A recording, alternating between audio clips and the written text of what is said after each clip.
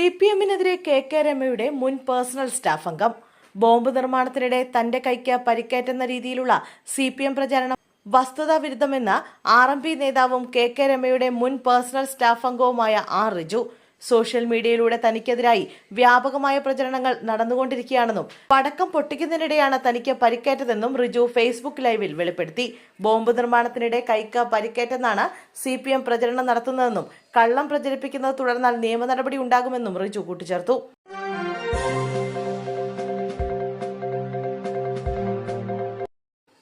കൊല്ലം ആശ്രാമത്ത് ക്ഷേത്രോത്സവത്തിലെ ഗാനമേളയ്ക്കിടെ മദ്യപിച്ച് നൃത്തം ചെയ്തയാൾക്ക് മർദ്ദനം. തിരുവനന്തപുരം ആറ്റുകാൽ സ്വദേശിയായ 59-കാരൻ ബാലചന്ദ്രനെയാണ് പ്ലാസ്റ്റിക് കസേര കൊണ്ട് ഒരാൾ ആക്രമിച്ചത്. ആക്കിറി പറക്കി വിറ്റ് റോഡരികിൽ കിടക്കുന്നയാളാണ് ബാലചന്ദ്രൻ. പരാതിയില്ലാത്തതിനാൽ പോലീസ് കേസെടുത്തിട്ടില്ല.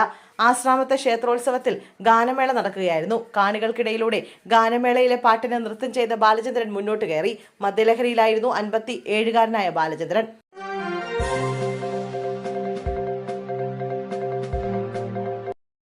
അമ്മയ്ക്കൊപ്പം ഉറങ്ങിക്കിടന്നിരുന്ന കുഞ്ഞിനെ തട്ടിക്കൊണ്ടുപോയ കേസ്. പ്രതിക്ക് 5 വർഷം തടവും ശിക്ഷയും. KSRTC ബസ് സ്റ്റാൻഡിൽ അമ്മയ്ക്കൊപ്പം ഉറങ്ങിക്കിടന്നിരുന്ന 3 വയസ്സുകാരിയെ തട്ടിക്കൊണ്ടുപോയ കേസിൽ പ്രതിയായ നാടോടി യുവതിക്ക് കോടതി ശിക്ഷ വിധിച്ചു.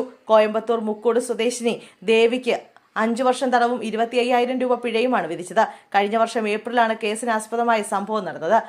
മാനസിക വെല്ലുവിളി നേരിടുന്ന അമ്മയ്ക്കൊപ്പം ഉറങ്ങിക്കിടന്നിരുന്ന കുഞ്ഞിനെയാണ് പ്രതി തട്ടിക്കൊണ്ടുപോയത്.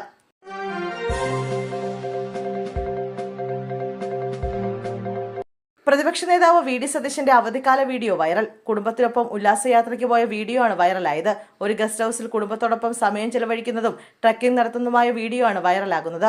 ഓപ്പോസിഷൻ ലീഡർ VD എന്ന ഫേസ്ബുക്ക് പേജിൽ പങ്കുവച്ച വീഡിയോ ആണ് വൈറലാകുന്നത്. വനത്തിലാണ്, വനവാസത്തിനല്ല കട്ടായം. മെയ് 4-ന് പെട്ടിപൊട്ടിക്കുമ്പോൾ വിസ്മയം പൂർത്തിയാകും എന്ന ക്യാപ്ഷനോട് കൂടിയാണ് വീഡിയോ പങ്കുവച്ചിരിക്കുന്നത്.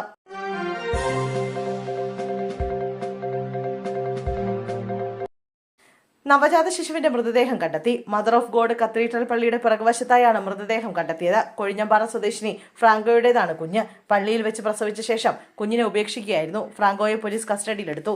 നിലവിൽ ഫ്രാങ്കോയെ ആശുപത്രിയിൽ പ്രവേശിപ്പിച്ചിരിക്കുകയാണ്. CCTVയിൽ ഫ്രാങ്കോയുടെ ദൃശ്യങ്ങൾ പതിഞ്ഞിരുന്നു. പൊക്കിൾ കൊടിയോടുകൂടിയാണ് മൃതദേഹം കണ്ടെത്തിയത്. 6 മാസം വളർച്ചയെത്തിയ കുഞ്ഞിന്റെ മൃതദേഹമാണ് കണ്ടെത്തിയിരിക്കുന്നത്. പള്ളിയുടെ പിറകിലെ വരാന്തയിലായിരുന്നു മൃതദേഹം. പള്ളിയുടെ മറ്റു വശങ്ങളിൽ CCTV ഉണ്ടെങ്കിലും വരാന്തയുടെ CCTV ഇല്ലാത്ത ഭാഗത്താണ് ഫ്രാങ്കോ കുഞ്ഞിനെ പ്രസവിച്ചത്.